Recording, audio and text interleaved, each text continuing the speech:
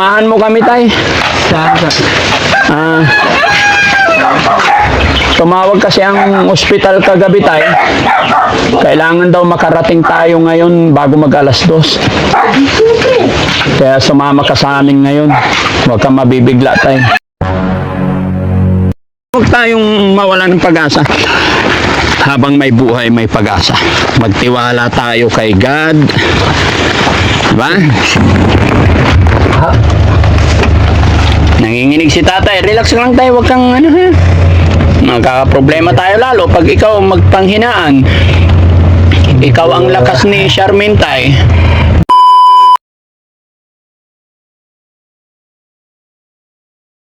Yun, mga kababayan, mga kabarangay. Good morning, magandang umaga sa atin lahat.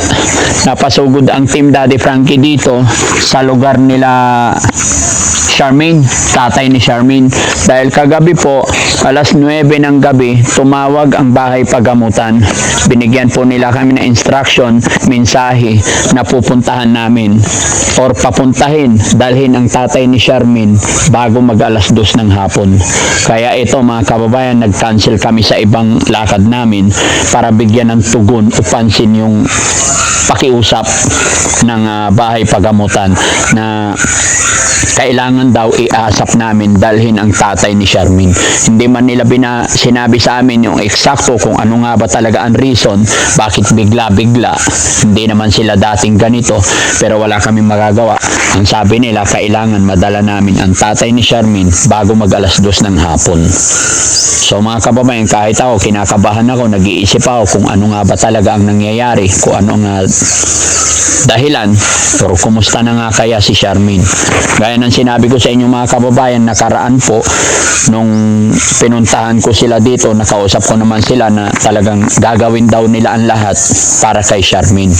Pero nagulat nga po ang team kagabi na alas 9 ng gabi, kailangan daw asap, punta kami, dalhin ang tatay ni Charmaine at hindi dapat lalagpas ng alas 2. Kaya dali-dali kami. Kaya mga kababayan, ngayon samahan nyo kami, nagmamadali kami para sunduin ang tatay ni Charmaine ngayon. Kung mapapansin nyo mga kababayan, 4 lang po kami ngayon dahil nahati na naman ang team kasi marami tayong beneficiary, marami tayong lakad, marami tayong schedule. Pero dahil tumawag nga ang bahay pagamutan na emergency or nagmamadali, kaya ito, wala tayong magagawa kundi sumunod. No? Kaya samahan nyo kami mga kababayan hanggang sa dulo ng bidyong ito. Ano nga kaya? Kumusta na nga kaya? Ipag-pray natin na sana okay lang si Ate Charmaine. Sana gumaling na po siya. Kaya lang medyo nakakabahala na pabigla-bigla yung pagpapatawag sa nanay ni Charmaine. Medyo malayo-layo pa naman, hindi biro-biro. Anong oras na? 2 kilometro pa yan. Alas 10 na mga kababayan. So sana abutin namin yung alas 2 magmula rito. Medyo malayo-layo. 1, 2, 3, 4. Hindi kakayanin 4 na oras bro magmula rito. Kaya. Ha? Kaya. Kaya? So wala lang traffic. Oo, okay. Basta ingat lang, no? Sana, kasi hindi rin namin nakontak si tatay. Sana nandyan siya. Makisama sana ang panahon. Naku, nagpuputik pa naman na, oh. Umulan dito kagabi. Umulan, no? Oo. O, dyan ka, diretso.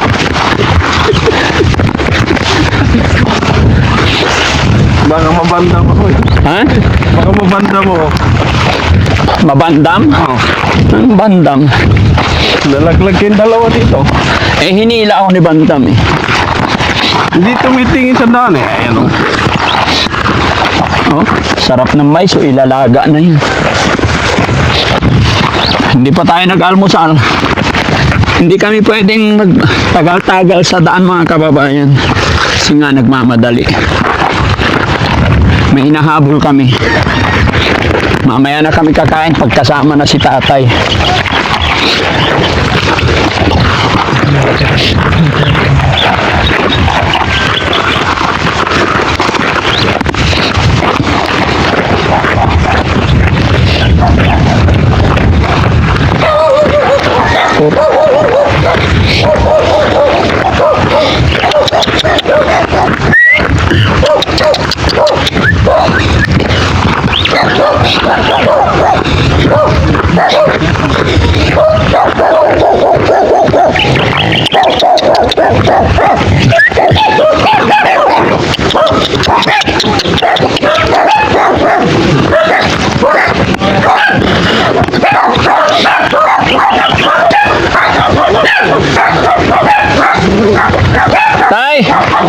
Good morning, Tay. Dito pa. Ha? Okay ka lang? Ayos lang po. Tay, samahan mo kami, Tay. Saan? Ah, tumawag kasi ang ospital kagabi, Tay. Kailangan daw makarating tayo ngayon bago mag alas 2. Kaya sumama ka sa amin ngayon. Huwag kang mabibigla, Tay. Hindi rin po nila sinabi sa akin kung ano, basta kailangan makapunta tayo, Tay, bago mag alas 2. Ikaw ang kailangan, Tay, yung tatay. Hindi sila nagsasabi sa akin kung ano. Kaya magdala ka lang ng jacket mo, Tay. Okay na yan. Jacket lang po. Hello po. Sige, Tay, kahit jacket lang, wala tayong sasayanging oras, panahon.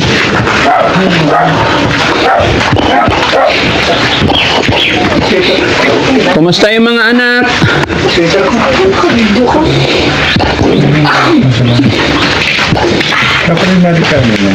Siguro.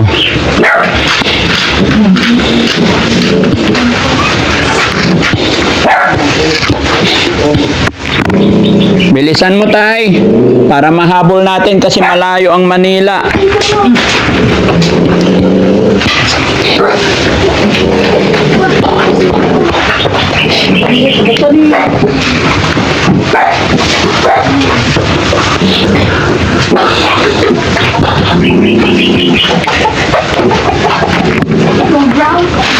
Itong brown ba?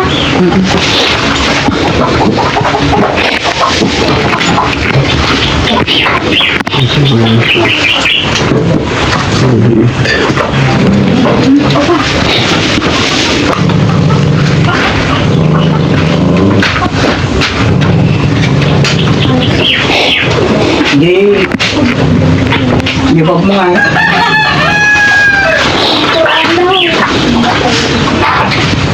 Ang tawid ko nga so yan. Bakit nga?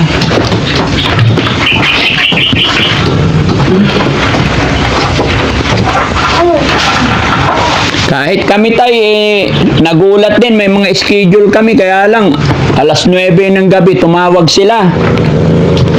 Kaya dali-dali kami nagpunta dito ngayon. Okay ka lang, Tay? Hindi okay po. Ayaw gamit ko. Saan? Saan? Gamit ko nga. Tsaka ID mo, Tay.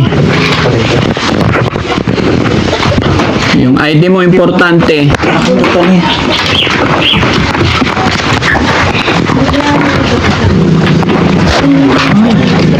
Yan. ID lang, Tay. Okay na yan. Basta may jacket ka po, ha?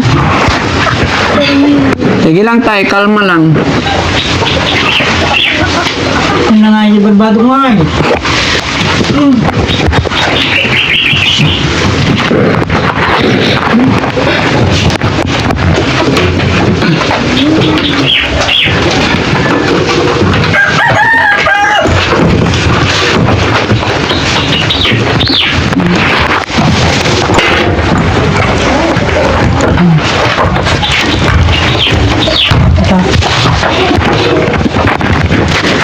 Si tatay, kinakakilo.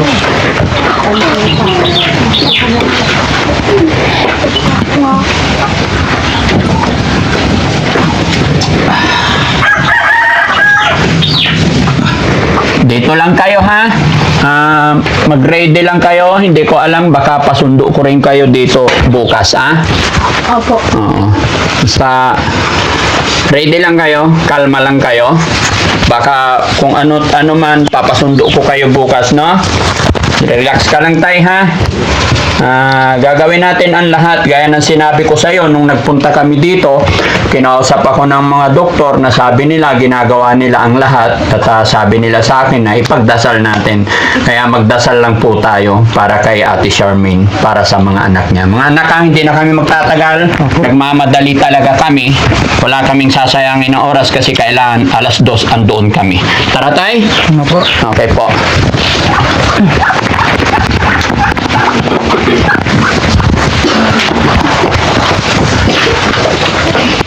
Alis muna kami.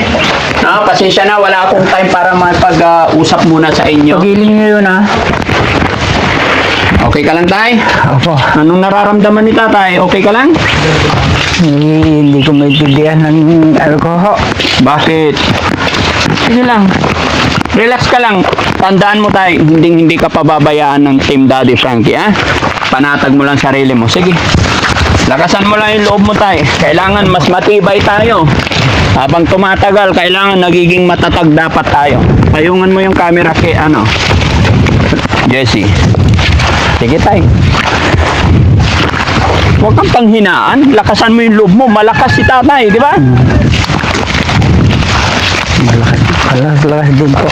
Ha? Ayan.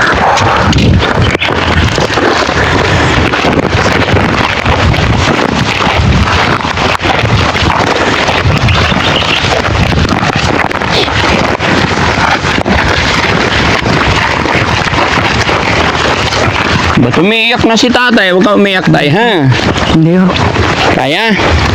Hindi ka naman high blood, ha? Hindi naman po. Hindi naman. Iniisip ko lang kung anong ang kalagayan ni Charmaine doon. Kaya nga po tayo pupunta, tay. Kahit ako po, hindi ko rin talaga alam. Basta isa lang ang sinabi sa akin ng mga doktor noong nakaraan, nung pinasyalan ko kayo dyan, na ginagawa namin ang lahat ng aming makakaya at ipag-pray natin. Yun. Naintindihan ko naman po. Salamat. Sa huwag tayong mawala ng pag-asa. Habang may buhay, may pag-asa. Magtiwala tayo kay God. Diba? Siya naman po ang number one na hihingan natin ng tulong. Opo. Kaya alam ko, hindi tayo pababayaan, hindi tayo bibiguin ni God. Tandaan nyo yan, mga kababayan. Ano't ano man mangyayari sa atin, may purpose si God. Ano po? Hindi po ipapahintulot ni God, hindi po ibibigay ni God ang isang bagay na dumarating sa ating buhay kung hindi natin kayang lagpasan. At alam ko lahat ng ibibigay niya, kumbaga, mas nakakabuti para sa atin. Ano po? Sige tayo, mauna ka lang. Sensya ka na tayo. Pati kami, talagang ura-urada, nabibigla din kami. Kahit nga kami, daddy. Pero sana itong pagkabigla natin, magandang kalalabasan. Mag-pray ka lang tayo. Powerful po, napaka-powerful po yung panalangin ng bawat isa sa atin para kay Ate Charmaine, no? Sige tayo, magdasal ka lang.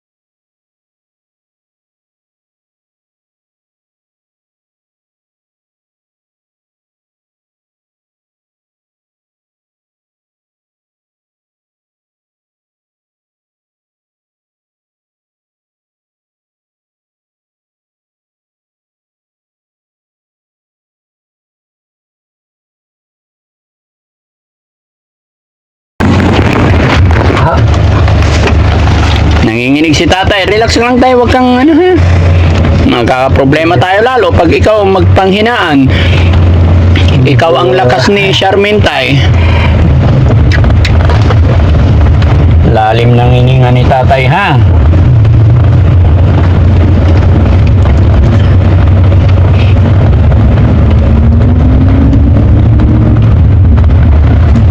May mga lakad sana kami ngayon, tay. Tahimik pa ako, kaya lang nung kagabi, tumawag sa nakausap nila si Chano. Tapos sabi ni Chano, Daddy Frankie, kumatok siya sa akin, tutulog na, alas 9 na eh. Opo. Tumawag ang ospital. Punta raw tayo doon bukas, dalhin natin si tatay. Bago mag alas 2 dapat nandoon. Sabi ko agad-agad naman, yun ang sabi eh. Sabi ko wala man lang kahit one day, ura-urada. Oo, parang emergency na nga po eh. O, paano kung buti may sasakyan ng Daddy Frank eh, paano Ay, oo. kung wala, hindi kakayanin yun. Oo. Madidili talaga. Kaya salamat sa Panginoon kasi may sasakyan tayo. Kung walang sasakyan, hirap. Eh, lalo pa ngayon tayo, ang mahal ng gasolina. Opo. Naigit sandan na yata. Nagpakarga kami tayo bago umalis sa bahay. 120 per liter. Ay, 119.40. So, full tank to na tayo. 6,900. Gasolin. Pagkain lang na sasakyan natin. Libo-libo na. Pero walang magagawa tayo. Kailangan nating gawin. Sundin yung sinasabi nila para kay Charmin. Makita natin yung kanyang sitwasyon kung ano nga ba. Andun na yung anak mo tayo na may anak. Oo, siya yun, si Laika. Bakit nandun na tayo? Umuwi na dun sa'yo. Hindi rin ano lang nung mag-isang linggo pa lang siya. Oo. Bakit nandun na sila tayo? Kasi namumblema rin. Pero yung asawa ng anak mo, okay naman. Okay naman po, nagtatrabaho kasi dyan sa sa Pampanga. Oh, Pampanga? Abo. Oh. Nagpapadala yung asawa. Kaya namumblema rin kasi buwan yun nagpupunta sa pinakikikap yung bata sa Ordaita. 4-5 daw ang nagagasta, pera pa yung gamot. Oh. Kaya hindi ako makakaipon ng ganong kalaki pagka dahil sa 22 naman ang kick-up niya sa Ordaneta. Kaya umuwi na lang sa inyo para mas makatipid. Sige ako. Basta yung nandyan, yun ang kakainin natin. Sabagay, matutulungan ng yung anak mo, tsaka bago mong apo na baby, matutulungan na siya ng anak ni Charmaine. Tuturuan na rin yung mga anak ni Charmaine. Sila nga ang nag-aalaga minsan. Oo. Lalo na kay Crystal. Sila nag-aalaga sa baby. Oo, tsaka para maging masaya yung bahay. Oo nga po eh. Di ba? Masaya pagdating mo tayo kung saan ka man nagpunta, nakita mo yung apo mo, di ba? Pati ako nag-aalaga na rin sa kanya. Oo, shit. Si apo mo yun. Pag may gagawin si Laika, pag may pasok, pero wala nang pasok ngayon. Oo, bakasyon na. Inaantay na lang yung graduation nila. Okay. Sige. Basta kalma lang tayo ha. Relax lang. Mag-pray ka lang. Makarating tayo sa Maynila ng maayos at ligtas. Gabayan tayo ng Panginoon. Sigad lang ang lahat. Tsaka pagka nakalabas tayo ng highway, hanap tayo makainan. Kasi kahit kami tayo, alas 10 na. Hindi pa kami nag-aalmusal. Hindi na kami nakapagkape. Sa pag-aapura na. Opo. Ingat Kuya Jesse ha. Importante yung kaligtasan natin. Umaga na parang wala nang pag-asa. Gabi na di mo alam kung saan kakapit.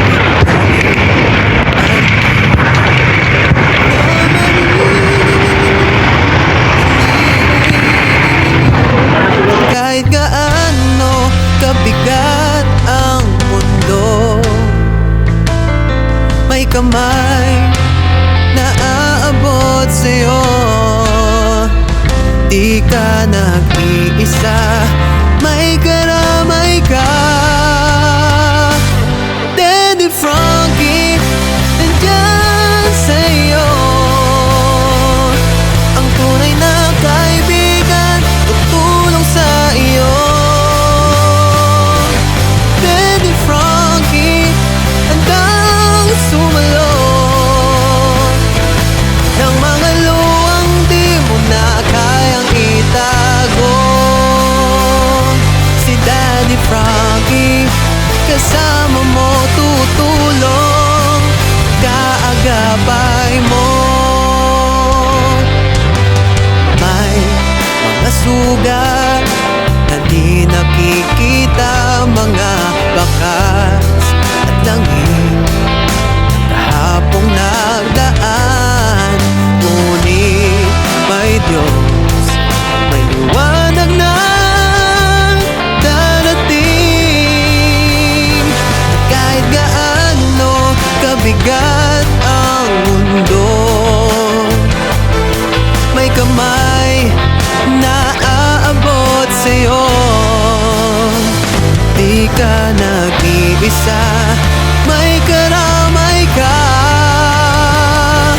Daddy Frankie, nandyan sa'yo. Ang tunay na kaibigan, tutulong sa iyo.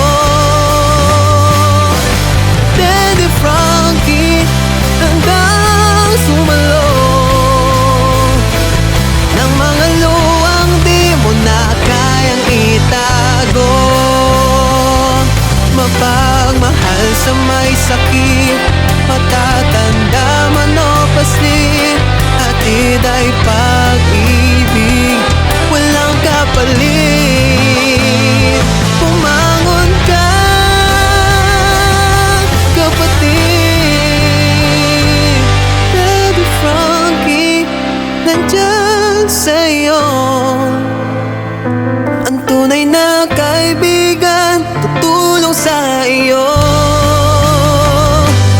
Daddy Frankie, nandyan sa'yo. Ang tunay na kaibigan, tutulong sa iyo. Daddy Frankie, hanggang sumalot ng mga luwang di mo na kayang itago. Daddy Frankie, nagmamahal sa'yo.